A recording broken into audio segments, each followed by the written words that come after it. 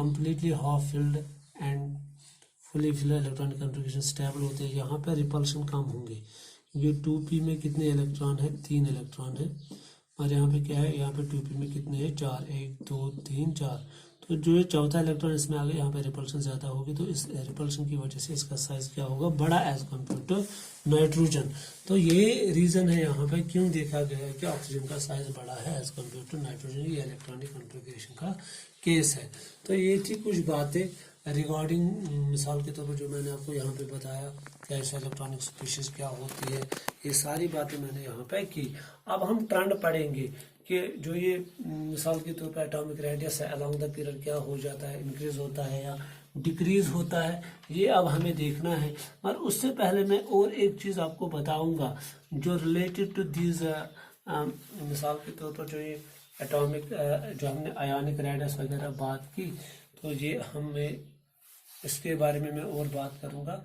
उसके बाद में हम ट्रेंड्स पढ़ेंगे कि क्या ट्रेंड्स है।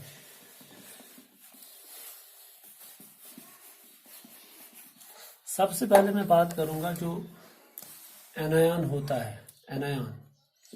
एनायन मीन्स जो नेगेटिवली चार्जड आयन होता है, जो इलेक्ट्रॉन गेन करने पे बनता है। तो इस एनायन का जो इलेक्ट्रॉन क्लाउड होता है वो लूजली हेल्ड होता है, वो न्यूक्लियस से उतना टाइटली बाउंड नहीं होता है। जो इलेक्ट्रॉन क्लाउड होता है इसका, ये आपको पॉइंट याद रखना है। इलेक्ट्रॉन ये आगे जाके हमें फैजान रूल वगैरह में काम आएगा, यहाँ जो हम पढ़ेंगे वहाँ पे पोलराइजेशन जो हम पढ़ेंगे वो वहाँ पे हमें काम आएगा। इलेक्ट्रॉन क्लाउड जो होता है इसका एनायन का, वो क्या होता है? वो लूजली हेल्ड होता है टुवर्ड्स न्यूक्लियस। जब ये लूजली हेल्ड होता है टुवर्ड्स न्यूक्लियस, तो कोई भी बाहर का आदमी स्पीशीज आ सकता है, वो इस इलेक्ट्रॉन क्लाउड को क्या डिफॉर्म कर सकता है, इस इलेक्ट्रॉन क्लाउड को क्या पोलराइज कर सकता है, अपनी ओर खींच सकता है। तो that means it can easily get, this electron cloud can easily get शाबाश, क्या इजीली गेट डिफॉर्म्ड। इसकी शेप चेंज हो सकती है। सपोज एक एनायन अगर मैं यहाँ पे लूंगा, ये न्यूक्लियस है, तो एक एनायन के बाहर एक सिमेट्रिकल इलेक्ट्रॉन क्लाउड होता है, मगर जब भी कोई पोलर मॉलिक्यूल इसके नज़दीक आ जाएगा, पोलर मॉलिक्यूल, वो इस इलेक्ट्रॉन क्लाउड को, सिमेट्रिकल इलेक्ट्रॉन क्लाउड को क्या डिफॉर्म कर सकता है। सपोज इसकी शेप, जब कोई पोलर स्पीशीज आएगा इसको अपने ओर खींच सकता है इस इलेक्ट्रॉन क्लाउड को, तो जो ये सिमेट्री है वो चेंज हो जाएगी। इसी को हम क्या बोलते हैं? Deformation. It can easily get deformed और पोलराइज्ड। इसी को हम क्या पोलराइजेशन भी बोलते हैं, पोलराइज्ड। ये है इंपॉर्टेंट पॉइंट, ये आपको याद रखना है कि व्हाई एनायंस गेट इजीली क्या शाबाश polarised, because the electron cloud of anions is loosely held towards the nucleus, that results in the easy deformation or polarization of that electron cloud। ये point था। और इसके बाद आपको और एक पॉइंट याद रखना है जो मैं यहाँ पे बताने जा रहा हूँ, वो है कि जब भी हम देखते हैं जो साइज होता है, साइज ऑफ आयन इंक्रीज होता है on moving down the group. ये पॉइंट भी आपको याद रखना, on moving down the group. किसी भी ग्रुप में कोई भी किसी भी आयन का जो साइज होता है वो इंक्रीज होता है। एरो ऊपर की ओर दिखाने का मतलब हो गया क्या? इंक्रीज होना। Size of ion increase on moving down the group. Suppose अगर मैं आपको ग्रुप फर्स्ट की बात करूंगा, ग्रुप फर्स्ट, तो वहां पे मैं बताऊंगा जो Li पॉजिटिव है, शाबाश, डाउन द ग्रुप क्या हो जाता है? बड़ा होता है। तो Li पॉजिटिव का साइज कम होगा as compare to sodium positive, as compare to potassium positive, as compare to शाबाश rubidium positive, as compare to क्या? Caesium positive. This is the trend of ionic size on moving down the group. और एक चीज आपको याद रखना है ये हर एक ग्रुप में ऐसी ट्रेंड चलती है, कहीं कहीं पे ट्रेंड चेंज हो रहे हैं, वो हम बताएंगे एक्सेप्शन कहाँ पे है उसकी हम बात करेंगे।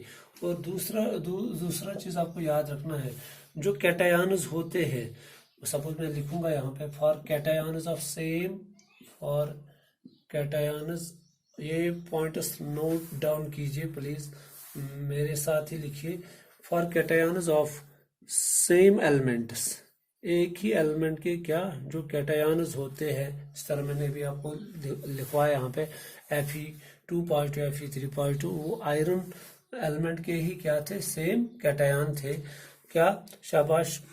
और ऑफ सेम पीरियड, यहाँ अगर क्या होंगे, कैटायंस होंगे किसके, सेम पीरियड के, और ऑफ सेम पीरियड, क्या, हायर इज द चार्ज, देखा गया है क्या, हायर इज द चार्ज, जो मैंने अभी आपको बताया, higher is the charge on ion, ion कौन है यहाँ पे, कैटायन, शाबाश। As smaller will be the size, smaller will be its size, ये आपको याद रखना है, will be its size. Suppose अगर मैं यहाँ पे एग्जांपल के तौर पे दिखाऊंगा, Cr+2, Cr+3, Cr+4, Cr+5 या +6 हम लिखेंगे, तो ये एक ही एलिमेंट के क्या है, शाबाश, कैटायंस है।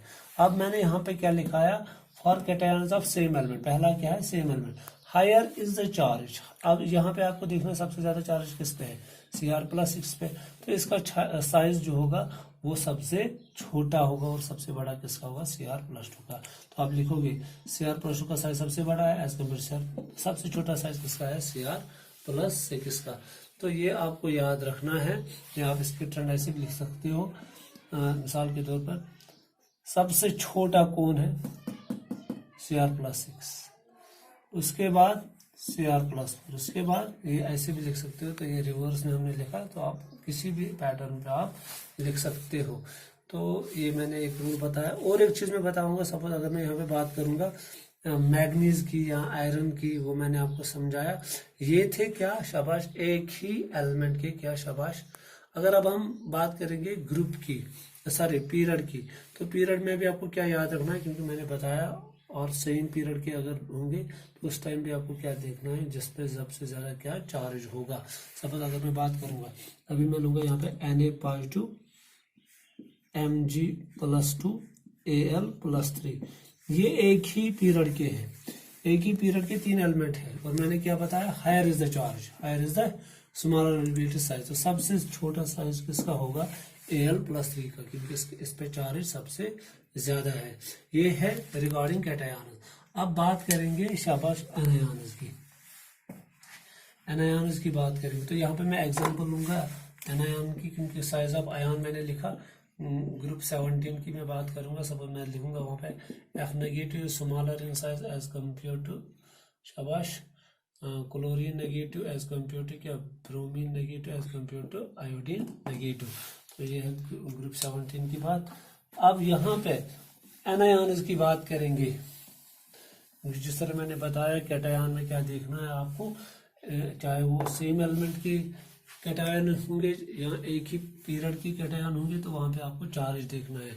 अब एनायंस में क्या देखना है, वहां पे आपको देखना है जितना ज्यादा नेगेटिव चार्ज होगा उतना क्या, शाबाश, जो उसका ज़्यादा इफेक्टिव होगा वो कम होगा उतना, और साइज उतना क्या होगा, बड़ा।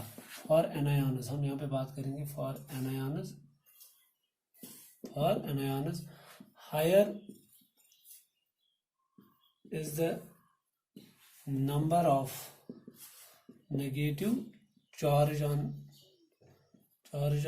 anion, more will be, shabash, more will be electron repulsion, तो वहां पे इलेक्ट्रॉन रिपल्शन ज्यादा होगा, and smaller will be Z effective भी क्या होगा, कम होगा। तो जब ज़ाड इफेक्टिव कम होगा तो and hence size will B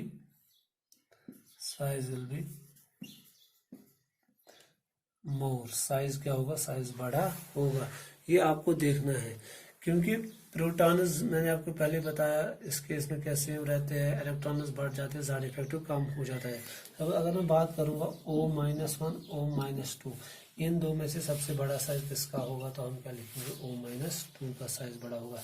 क्योंकि मैंने क्या लिखा, higher is the number of negative charge on anion, जितना नेगेटिव चार्ज ज्यादा होगा इलेक्ट्रॉन इलेक्ट्रॉन रिपल्शन ज्यादा होगा, स्मॉलर विल बी ज़्यादा इफेक्टिव कम होगा, और size will be more, size क्या होगा, साइज बड़ा होगा। इसी तरह अगर मैं बात करूंगा यहाँ पे N-1 N-2 N-3, तो इनमें सबसे बड़ा साइज किसका होगा, N-3 N-1।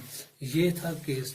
और एक चीज मैंने आपको बताया था, जो मैंने आइसो इलेक्ट्रॉनिक स्पीशीज के केस में मैंने आपको बताया था, आइसो इलेक्ट्रॉनिक स्पीशीज में क्या आपको देखना, जो साइज होता है वो इनवर्सली प्रोपोर्शनल टू किसको होता है, शाबाश Z।